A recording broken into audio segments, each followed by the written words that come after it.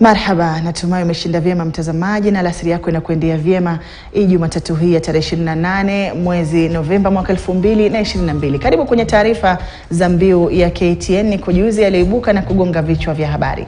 Jina langu ni Hadia Mwasiwa na kusiuandamane nami kuanzia sasa hadi tamati mwa taarifa hizi. Na moja kwa moja tukingwananga ni kwamba jumla ya watahiniwa 248 katika kaunti ya Narok ni wajawazito. Miongoni mwao ni watahiniwa 140 wa mtihani wa KCPE na KIPSEA na vile vile 108 wa KCSE. Kulingana na kamishna wa kaunti hiyo Isaac Masinde, kaunti hiyo imejiandaa vilivyo na hakuna mgeni yoyote atakayeruhusiwa kwenye vituo vya kufanyia mitihani wakati mtihani unapoendelea, huku akionya kwamba atakayepatikana atakabiliwa kisheria.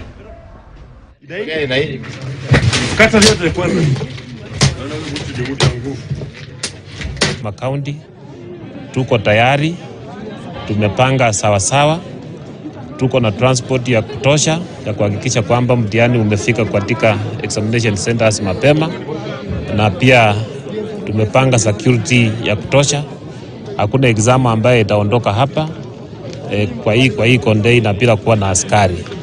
Na pia tumeagiza askari wetu pamoja na center managers wahakikishe kwamba mtihani ikitoka hapa iende mpaka kwa examination center, na wahakikishe kwamba hiyo mtihani isiibiwe. Na pia tumewahakikisha kwamba hakuna mobile telephone numbers inatakiwa kwa examination center. Wakati huo jumla ya watahiniwa 102 katika kaunti ya Bomet ni wajawazito. Kulingana na mkurugenzi wa elimu katika kaunti hiyo Apollo Apuko, mmoja anaofanya mtihani wa grade ya 6, 18 wanaofanya mtihani wa KCPE, huku 83 wakiwa wanatarajiwa kufanya mtihani wa KCSE. Aidha, Apuko amesema watahiniwa hao 19 walioanza mtihani wao wa kitaifa hii leo wako katika vituo vya Sotik, Bomet Mashariki, Bomet ya Kati, Chepalungu na vile vile Kanoin, akisema kwamba watafuatiliwa kwa karibu kipindi chote cha mitihani ili kuhakikisha wanaumaliza kama ilivyopangwa. We have a total of 810 KCPE centers in the county, and a total of 924 for KIPSEA assessment exams. And the exercise, as you can see, has started as well. We've not had any hitches, and based on the preparations that we've done on the ground, we don't expect any challenges. We've had proper arrangements in terms of security personnel. We were even able to get more than 600 personnel from the NYS, and I can assure you that each and every center is well secured, with 2 personnel at least. We've also had the chiefs and assistant chiefs in their uniforms, stationed in the schools within their jurisdiction. Tukisalia kwenye masuala yanayofungamana na elimu, idara ya elimu kwa ushirikiano na idara ya usalama katika kaunti ya Lamu imewahamisha watahiniwa 28 wa darasa la 6 kutoka eneo la Boni na kuweza kutumia ndege ya jeshi hadi katika shule ya upili ya Faza ambapo watafanyia mtihani wao.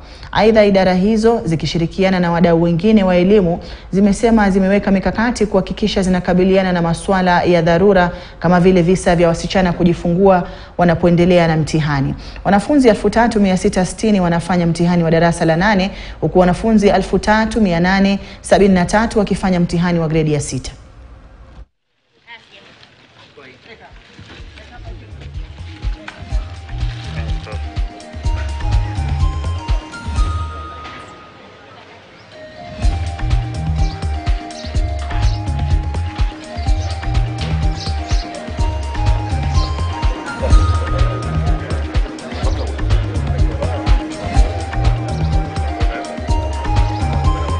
Tumepanga security katika vituo vyote 222. Katika kila kituo kuna askari wawili ambao tunaona, na hii si kumaanisha kwamba hao askari wawili ambao unaona ndio peke yao wako. Sababu tumepanga wale wako kwa vituo na wengine ambao watakuwa kupiga doria katika hizo maeneo. Kuna wengine tumeweka pahali strategic ya kuhakikisha kwamba watoto na walimu na wale wahusika wengine wote ambao wako katika mtihani wako salama. Kule Boni hakuna kituo, hata leo saizi hakuna kituo hata ya kufanyia ile mtihani ya grade 6 ya KCSE. Lakini tumepanga wale watoto wote ambao wamefika kufanya mtihani wa grade 6. Tulifanya mikakati, katia juhudi, kashirikiana na watu ya KDF na wengine, hakikisha kwamba watoto tumeweza kuwainua kwa ndege, kuwapeleka Fasa Secondary ambapo wamekuwa na watakuwa hapo mpaka wafanye mitihani ziishe. Watakuwa watoto candidates hao kutoka vituo shule 5 za Boni ni watoto 28. Hatuoni kama tutakuwa na changamoto yote, na kama itakuwepo sisi tumejiandaa, tumejitayarisha vile ambayo tutashughulikia kuhakikisha kwamba mitihani zimefanyika kwa mazingira ya amani. Tukiegura masuala ya elimu, sasa tujikite kwenye kilimo ambapo wakulima wa mahindi katika kaunti ya Nakuru wanakosoa matamshi ya waziri wa biashara na viwanda Moses Kuria kutaka kuuzwa kwa mahindi yao kwa serikali kwa muda wa saa 72, la sivyo serikali iagize mahindi kutoka nje ya nchi. Wakulima hao wanasema muda huo hautoshi kwao kukausha mazao yao, wakitaka muda zaidi.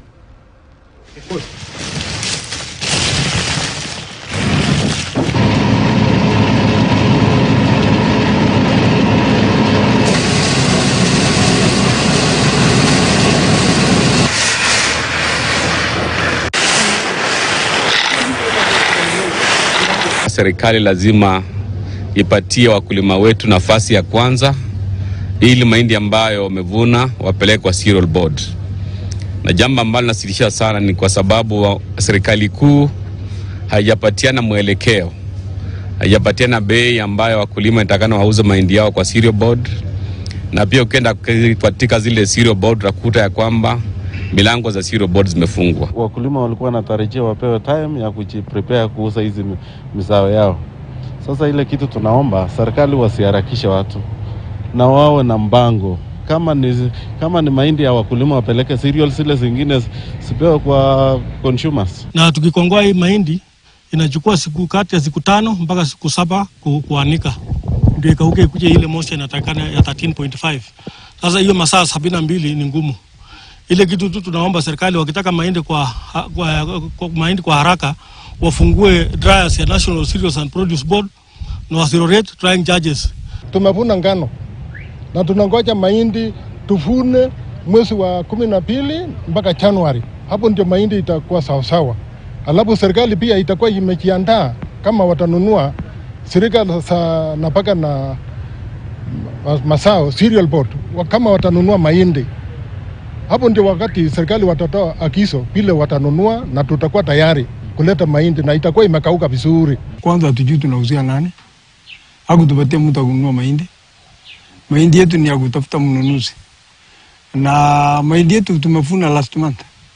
Bado moisture content iko very high. Tukizalia kwenye hilo, mbunge wa KSS Julius Ruto amesema hatua ya waziri wa viwanda na biashara Moses Kuria ya kutoa makataa ya saa 42 kwa wakulima wa mahindi kuuza mazao yao huenda ikawasababishia wakulima wa mahindi hasara kubwa. Mbunge huyo amesema hatua hiyo huenda ikatoa mwanya kwa madalali pamoja na wafanyabiashara wa mahindi kuwahadaa wakulima wa mahindi na kuwanunulia mahindi yao kwa bei ya chini. Kulingana na Ruto, haiwezekani kwa wakulima kuuza mahindi yao kwa muda huo wa saa 72 kwani wengi wao bado hawajavuna na wengine pia wanaendelea kuyakausha kabla ya kuyauza. Called torture to the farmers, and it's my wish to ask the CS for Trade, Honorable Moses Kuria, to be considerate. He holds a serious docket in government where the policy direction is provided, and the policy direction always should be Kenya for Kenyans. And the policy on importation is a situation where, in my own understanding as a leader, a government is trying to secure the challenge that the country would be facing in terms of starvation and lack of supply of sufficient food in future. But again, it has a serious obligation again to look at our own local production. The farmer who has sacrificed his time and opportunity cost to till the land, to put all his investments to the farm, knowing that is the only economic activity that is going to change its livelihood. And in any case, farmers of this region, we don't know any other business other than farming. So I want to ask CS and of course the government of the day, where I also belong. As I talk, remember I'm a member of parliament sponsored by the party that is also governing at the moment. to say that please listen to the voice of farmers. These are the people who voted this government overwhelmingly, knowing that the aspect and the agenda of the manifesto bottom up is where a farmer is. Kando na hayo, afisa mkuu mtendaji wa tume ya huduma za walimu TSC Nancy Masharia amewaonya walimu wanaohusika kwenye usimamizi wa mitihani dhidi ya kujihusisha au kuchangia njama za kuiba au kudanganya kwenye mtihani ama mitihani ya kitaifa inayoendelea. Naye waziri wa elimu Ezekiel Machogu ametoa hakikisho la uadilifu kwenye mchakato mzima wa kusimamia mitihani na kwamba serikali ipo imara kukabiliana na chochote kitakachotishia usalama wa mitihani hiyo. Wakati huo afisa mkuu mtendaji wa baraza la mitihani nchini NEC Dr. David Njegere amedokeza kwamba kutokana na tofauti baina ya mitihani wa KCPE na ule wa KPSEA, usahihishaji wa KPSEA utachukua muda mchache kuliko ule wa KCPE.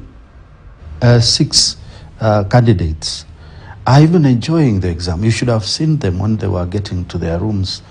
They are very happy that they are sitting for an exam, and they are very happy again because they have been going through assessments, NEC assessments, and so this is not something new to them. They are enjoying this. Unlike before, when we used to have just standard 8s, you could tell that the children are tense when the exam is coming on. But nowadays, today I've seen very relaxed children who are ready for the assessment. Let us all be patriotic. The reason being, this exam, especially the one for KCPE, will determine the school this learner will go to. The moment there's an irregularity and the learner lands into a school which is not of their level, that one is a great disadvantage. A learner who gets a C because that is their ability, and the one who gets an A because that is their ability, does not make them lesser achievers or better achievers. No, everybody has got their position. Let me ask all of us to ensure that parents get returns for their investments. Sindio, for this kind of investment, you know what the parents have gone through, you know what they put in education alongside the government. Colleague teachers, and promise me that we shall deliver credible examinations. I'll be the happiest CEO the day I don't have to interdict a teacher because the CEO NEC has sent a name. It is important for Kenyans to appreciate that KCPE and KPSEA are different. With KCPE, the learners are sitting for 100% of their marks. With KPSEA, they already have 60% of the marks. They're only looking for 40%. And therefore, the processing of KCPE will obviously take a little more time and a little more intense work. But we have put all measures in place to make sure that we fast track and so that it does not lag behind KPSEA. So we'll make sure that the processes are efficient. We are assessing learners who have moderate and severe disabilities. You know, KCPE has tended to disadvantage those learners. There are some learners who can't follow the regular curriculum. So with CBC, there is a curriculum for learners who have moderate and severe disabilities. So CLEAR is assessing their competencies also. But that is school-based. It is not summative like the one that you have seen. Na mahakama ya Meru imeanza kusikiliza kesi iliyowasilishwa na gavana Kawira Mwangaza kupinga kuondolewa kwake afisini. Mswada wa kumng'atua gavana huyo uliwasilishwa kwenye bunge hilo na tayari unafaa kujadiliwa mnamo Jumatano wiki hii. Tuvuke moja kwa moja hadi kwenye mahakama hiyo ya Meru tusikilize haya yanayoendelea sasa hivi. Remove of a governor from office. These are, and they proceed to issue. One is jurisdiction under Article 165(6). That seeks to supervise quasi-judicial bodies and tribunals, which is exactly what the petitioner is asking you to do. Exercise your jurisdiction under 165(6), supervisory jurisdiction. This is the Supreme Court saying that, my lady. Two, another jurisdictional mandate is vested under Article 165(3)(d)(2) to hear any question whether anything said to be done under the authority of the Constitution or any law is inconsistent or in contravention of the Constitution. The petitioner again is asking you to find whether what is said to be done by the County Assembly under Article 181, under Section 33, under Standing Order 65 is in contravention of the Constitution. You do not need anyone's permission, my lady, to invoke that jurisdiction. You have been granted that jurisdiction. Do not cede that jurisdiction, my lady. Again, and I can go on and on, my lady. You will have a chance to look at 126 for the sake of time. So that then, my lady, you are properly seized of this matter. You have the capacity to issue conservatory orders. The Supreme Court has not gagged you from doing that, my lady.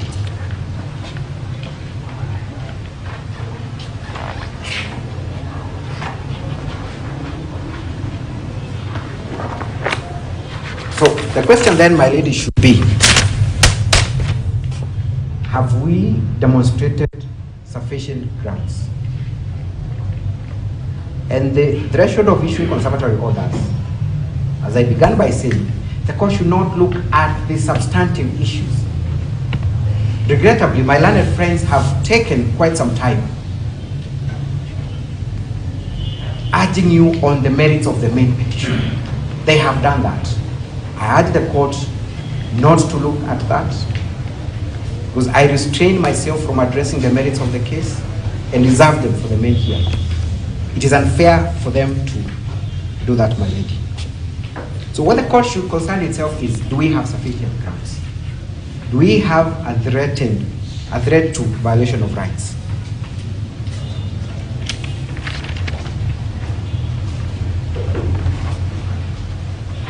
My lady, you have been told that the processor of this motion, 3 minutes, the processor of this motion is not a stranger. Looking at the motion for impeachment, it is signed by someone calling himself the acting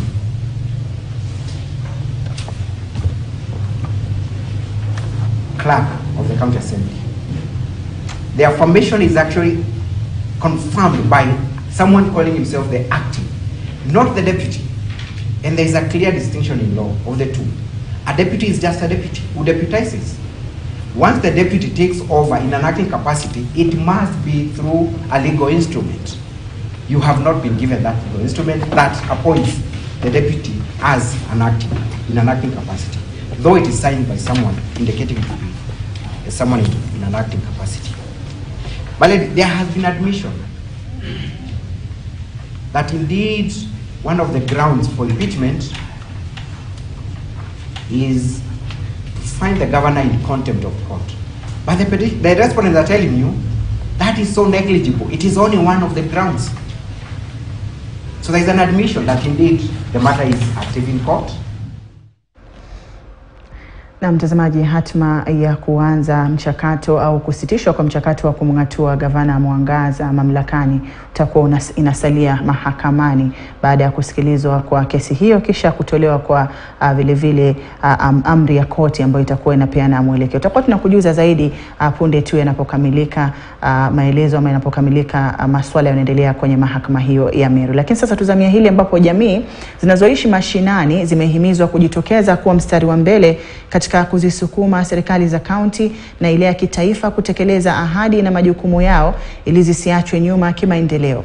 Akizungumza katika hafla ya kuwachagua wakilishi wa mashinani kwenye uongozi kupitia mpango wa Shofco Urban Network, afisa mkuu mtendaji wa shirika hilo Kennedy Odede amewashauri viongozi watakaochaguliwa kuwakilisha jamii kufanya kazi kwa karibu na viongozi wa kaunti ili kuhakikisha wanafaidika na huduma za viongozi waliowachagua. Yes. We believe in community participation, citizenship participation. We want leaders in the community to really take charge. And to do that is to partner with people directly. So what Shofco does works with this network called Shofco Urban Network, whereby they're able to elect youth leader, chairman, women rep, and a person with disability. For what? The idea is to make sure that we are able to present everyone It will bring the voices up. And I hope that they're able to talk to their leaders, who are also the governors of the area, senators of the area, to engage them in the local issues in the area, in development. So Shofco has done a lot of work. So Shofco first started in Kibera slum, where I was born and I grew up, with the idea of bringing the community together. There in Kibera we have schools, health clinics, but here in the villages we're also working with them. We bring clean water, we offer some scholarships, we have given seeds, the best seed maize so they can have be able to harvest because of the drought. We're also trying to drill boreholes and work on that. But the biggest thing is to let the people know they have the power. Visa vya ukeketaji vimeripotiwa kukithiri kwenye mpaka wa Kenya na Uganda, ambapo jamii za wafugaji zinazoishi maeneo hayo zinasemekana kuwakeketa mabinti wenye umri wa miaka 10 hadi 15. Utafiti uliofanywa na shirika la Umoja la kukabiliana na tamaduni hiyo ya jadi umefichua kuwa watoto wa kike wanaoishi kwenye vijiji vilivyoko wadi ya Alale nchini Kenya na vijiji vya Amudat na Konyen na vile vile Omanman nchini Uganda wanaathirika zaidi na ukeketaji na mimba za mapema. Afisa anayesimamia kampeni dhidi ya ukeketaji wadi ya Alale kutoka shirika la World Vision Kenya, David Crop, amesema kugundulika kwa shughuli hizo kwenye maeneo hayo imekuwa kibarua kigumu kufuatia barabara mbaya zilizoko, hivyo kukosa kuwaokoa watoto hao.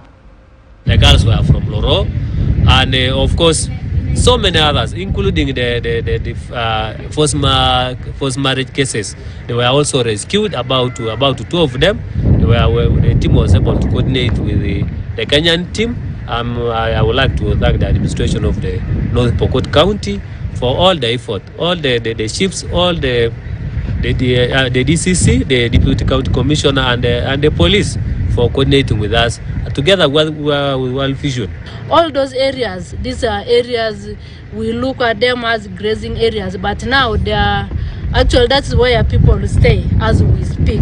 And now they look at that areas like it is hard to reach area. These are areas who are not being accessible. Maybe they don't have even access road. If you get the road they are using, nobody can even pass if you don't know that there is a home here. Sasa tumeamua kwamba tutaingia huko mpaka sababu ni teamwork ya Kenya na Uganda. Vile tulicreate WhatsApp yetu ya Uganda, Kenya and the FGM team. Wako huru kuingia mahali popote. Na tuko tayari kuingia hata Uganda. Tunahakikisha kwamba watu wameshikwa, wale wanafanya hiyo kazi tumeshika, upelekwe ndani. Upande wa Uganda wameshika huyo mama na ako ndani amefungwa mwaka 4. And that's why we are interested in bringing on board the surveillance team, a very strong surveillance team, so that we can be able to have a very clear referral pathway on how these cases can be reported. Na mtazamaji, taarifa hiyo inanipa fursa ya kupiga tama la maji. Leo nitakuwa narejea na mengi ndani ya muda usiokuwa mrefu. Usibanduke ulipo.